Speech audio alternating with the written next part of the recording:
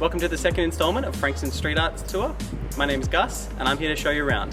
This first piece is done by the artist MEATAXE. He's a Carrum Downs artist, but he's currently traveling around the world doing art for all types of gyms, like Arnold Schwarzenegger actually. MEATAXE also did some work for the Big Picture Fest for 2020 called Submerged. It's in his signature black and white style. He uses an aerosol can in order to get this effect. The next piece is done by the artists Charles and Janine. It's called Graceful ASCENT. Their street names are PHATI and DIVA, and they're from New Zealand. The artists always want to paint a connection between New Zealand and the place where they are working, so they chose the Koturku bird, as we have the same bird here in Australia called the great egret. The reason why the art has these paint splotches going all the way down the wall is because Charles actually wanted to depict a sort of street art edginess to the piece.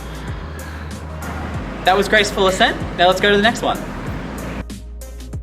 This next piece is done by the Venezuelan artist SATONE. It's a bit more of an abstract piece.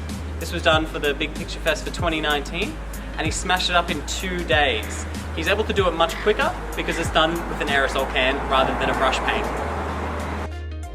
And this is our final piece by the artists at Melbourne's Murals. It's called Fearless. This bold lion sits at the entrance to a laneway with eye-catching local and international pieces, illustrating the diversity of Frankston street art. There are heaps of other places on offer, and you can see them all on a Frankston street art tour. So that concludes our series of videos. Thanks for joining me on a Frankston street art tour. What was your favourite? For more information, go to the web link below. Thanks.